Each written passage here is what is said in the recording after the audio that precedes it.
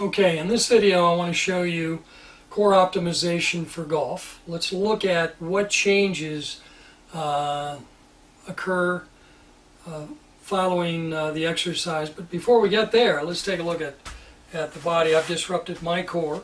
You'll notice that when I stand here, my right shoulder is lower and my right hip. I put my fingers right on the very front of my hip bones. You can stand in front of a mirror and check this. Almost always right shoulder's down, right hip is up. And I'd say 100% of your students. I've never seen an athlete, elderly, young person who has level shoulders and level hips.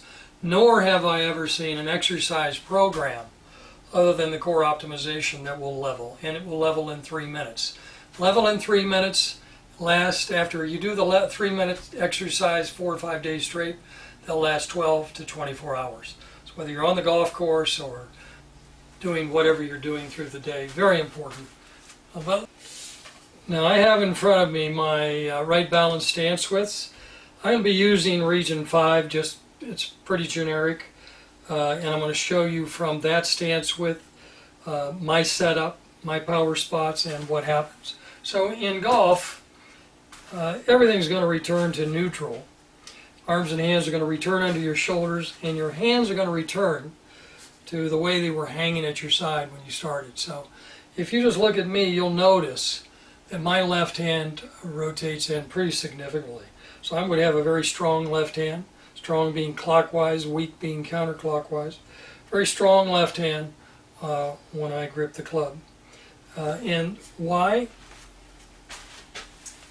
Let's take a look at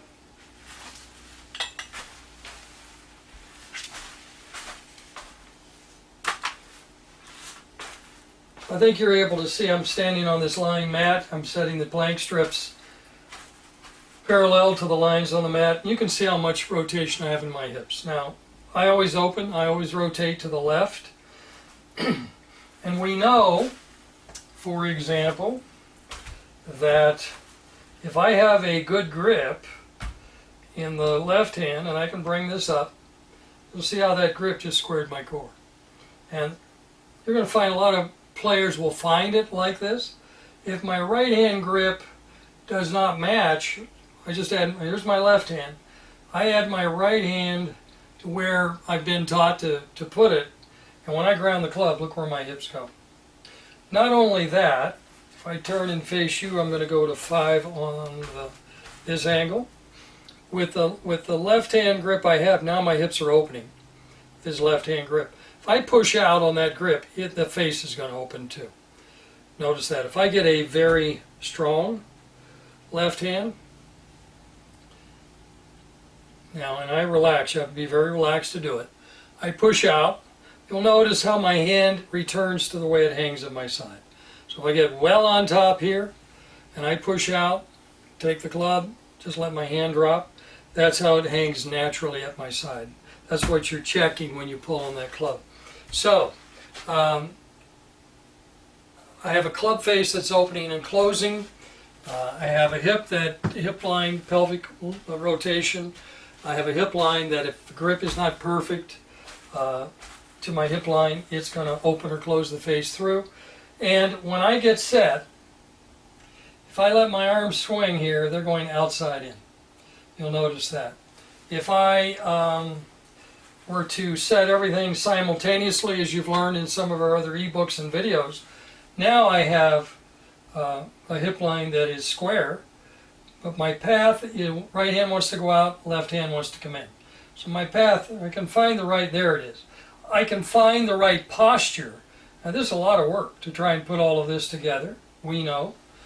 We've done it in our teaching for years, and it's just fine-tuning the core. Fine-tuning balance is really what you're looking at. And absolutely everything I'm going to show you now relates to balance. Path, club face, you can see how the putter would track differently given the different setup positions. Now, what I'm going to do, I'm going to run through the core optimization. It's going to take 3 minutes total. So my first is put my hands on my sides. I'm in stance width number 7, upper core. I'm going to do all upper core first. If you've seen the core optimization, you'll understand exactly what happens if I don't do all 9 regions. I'll rotate my shoulders forward toward the sternum. 1, 2, 3, 4, 5. Now I'm going to go to 9, stance width number 9, which is in the neck region. Shoulders rolled forward. 1, 2, 3, 4, 5. I'm going to go to region 8, stance width for region 8, which is between the sternum and the neck. 1, 2, 3, 4, 5. And now I'm going to go to region 5, middle of my core. 1, 2, 3, 4, 5. Now I'm going to go to stance width of recruits region 4, also mid-core. 1, 2, 3, 4, 5. Now I'm going to go to region 6, recruits mid-core. 1, 2, 3, 4, 5. These isometric positions are extremely important that you reset every time. That was a horizontal plane on the front. Now I'm going to do the horizontal plane on the back. And pinch shoulder blades together, go into a carrying angle position. 1, 2, 3, 4, 5. That was stance width for region 7. Stance width for region 9. 1, 2, 3, 4, 5. Pinch those shoulder blades together. And now for region 8. 1, 2, 3, 4, 5. And now for region 5. Core region 5. Mid-core. 1, 2, 3, 4, 5. Pinch those shoulder blades together. Now region 4. Stance width for region 4.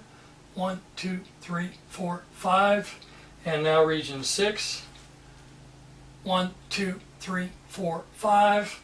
And now region 1. Now these are all color coded, by the way, and it's so much easier. You just go do all red, all black, all blue. I'm on blue 1, stance width, lower core. This is pelvic floor. 1, 2, 3, 4, 5. And region 3. 1, 2, 3, 4, 5. That's the just below the navel. And region 2 between the navel and the pelvic floor. 1, 2, 3, 4, 5. Now I've done horizontal plane front and back. Now I'm going to do vertical plane on the front. Anytime your chest area is angled or at the floor, push-ups, wall push-ups, whatever you're doing, you're working planking, you're working the horizontal plane on the front of the core. Anytime I stand and then add tilt like this, like I'm about to do, and add a little knee flex, palms out, the swimmer's launch position, you'll know how this rolls my shoulders forward, and I hold this. 1, 2, 3, 4, 5, and then I go to 9. 1, 2, 3, 4, 5. Now I go to red, which is 8, mid-core or upper core. 1, 2, 3, 4, 5. Now I go to black 5, which is mid-core. 1, 2, 3, 4, 5. Then I go to 4, mid-core. 1, 2, 3, 4, 5. And then I go to 6, mid-core. 1, 2, 3, 4, 5. And now I'm going to do region 1, lower core. 1, 2, 3, 4, 5. And I'm going to do region 3, lower core. 1, 2, 3, 4, 5. And then I do the last one, region 2, lower core. 1, 2, 3, 4, 5. So now I've covered the horizontal plane front, horizontal plane back, vertical plane front. Now I'm going to do the vertical plane on the back. And what I'm going to do is set thigh angle, spine angle the same. Then add back extension, a little bit more bend. Shoulder blades pinch together. 1, 2, 3, 4, 5. And that's 7, red 7, upper core. Now 9, upper core. 1, 2, 3, 4, 5. 8, upper core. 1, 2, 3, 4, 5. And 5, upper core. 1, 2, 3, 4, 5. That's 5 mid-core actually. 4 mid-core. 1, 2, 3, 4, 5. And 6 mid-core. 1, 2, 3, 4, 5, and 1 up lower core. 1, 2, 3, 4, 5, and 3 lower core. 1, 2, 3, 4, 5, and 2 lower core. 1, 2, 3, 4, 5. That's it. Now, I have balanced the core top to bottom. Notice, for example, you'll notice that my shoulders are absolutely level. If I put my thumbs on my hips, they've leveled too. So now my spine, orientation of my spine and pelvis are such that they can work without having a crunch factor of 1 up, 1 right hip up, right shoulder down. Not only that, but what you'll see here is that I didn't show you my rotation before. It's in the core optimization. Doesn't matter where I go here. I still have great rotation in both directions. And you'll notice how my hands hang exactly the same here. And when I go down, they don't change.